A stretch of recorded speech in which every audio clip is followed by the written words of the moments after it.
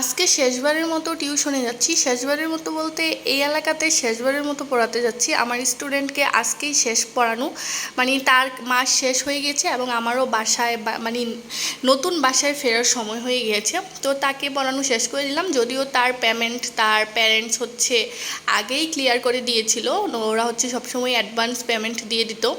তারপর হচ্ছে তাকে পড়ানো শেষ করলাম, শেষ করে হচ্ছে চলে গেলাম আরেকটা টিউশনিতে। তো আমার অনেক খারাপ লাগতেছে যে এখানে আর কোনো দিন আসা হবে না এই এলাকাতে। তো এই এলাকার মানে একদম মানে মানুষের সাথে আর কোনো পরিচয়ও থাকবে না ভবিষ্যতে। দেখা যায় এখানে আমাদের আর কোনো রিলেটিভস নাই, হয়তো দরকারে আমরা এখানে আসছিলাম কয়েকদিন না মানে কয়েক মাস ছিলাম। এখন হচ্ছে আমরা আবার ব্যাক করব আমাদের আরেকটা নতুন গন্তব্যস্থলে। তারপরে হচ্ছে এই স্টুডেন্টটাকে পড়াতে আসলাম শেষবারের মতো। ও হচ্ছে ক্লাস 3-তে পড়ে। ওকে হচ্ছে শেষবারের মতো বলতে আর তো পড়ানো হবে না, যেহেতু এলাকায় থাকবো না সেহেতু পড়ানো আর হবে না। তো তাকে পড়ানোর পর হচ্ছে সে আমাকে সুন্দর কয়েকটা গিফট দিয়ে দিল, মানে কয়েকটা পেন দিয়েছিল। বললো যে মিস এগুলো আপনার জন্য। তারপর হচ্ছে সে দোকান থেকে আমাকে একটা চকলেটও কিনে দিয়েছিল। তো এই যে আমার স্টুডেন্ট, মার্শাল্লাহ অনেক কিউট। যদিও গিফটগুলো এতটা এক্সপেন্সিভ না, কিন্তু আমার কাছে খুবই এক্সপেন্সিভ, কারণ আমার স্টুডেন্ট আমাকে ভালোবেসে, একটা 9 বছরের বাচ্চা আমাকে ভালোবেসে হচ্ছে এই জিনিসগুলো দিয়েছে, সেটা আমার কাছে অনেক মূল্যবান। আর আমি যেখানেই পড়াতে যাই না কেন স্টুডেন্টদের কাছ থেকে ছোটোখাটো একটু গিফট পাই, যেমন দেখা যায় যে স্টিকার, তারপরে হচ্ছে জুস, তারপরে হচ্ছে দেখা যায় চকলেট, মানে টুকটাক গিফট আমাকে দেয়। তারপরে ওর মা হচ্ছে আমাকে পেমেন্টটা ক্লিয়ার করে দিল। এই যে টিউশনির টাকাটা হাতে পেলাম, অনেক অনেক অনেক কষ্টের ফল।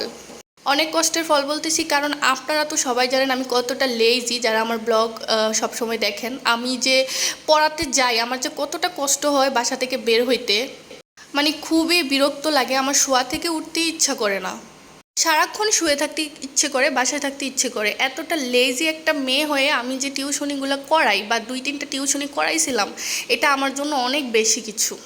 তো যাই হোক, আমি ওই মাসে অনেকগুলো টাকা পেয়েছিলাম। আমার মানে আমি তো একদম লালে লাল হয়ে গিয়েছি। অনেকগুলো টাকা ছিল, আমার হাজব্যান্ডও আমাকে হাত খরচ দিয়েছিল। তারপর আমি 3টা টিউশনির টাকা হাতে পেয়েছি, আমি অনেক টাকার মালিক হয়ে গিয়েছিলাম। যদিও এটা অনেকের কাছেই খুবই অল্প টাকা, কিন্তু আমার কাছে কিন্তু অনেক টাকা ছিল।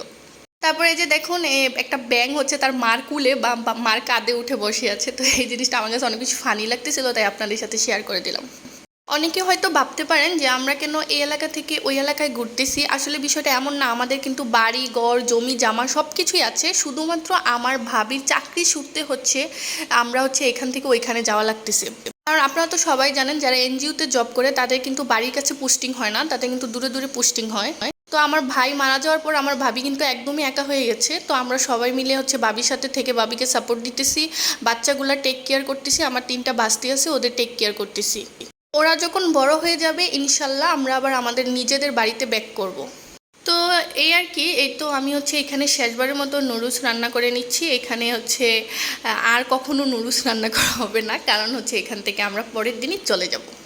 তো আজকের ব্লগটি এই পর্যন্তই। ব্লগটি কেমন লেগেছে অবশ্যই কিন্তু কমেন্ট করে জানাবেন। আর এই এলাকায় আমার শেষ ব্লগ এটি। কালকে হচ্ছে মানে পরের দিন হচ্ছে আমি আবার নতুন জায়গায় চলে যাব, আমরা সবাই ফ্যামিলির সব মেম্বার্স।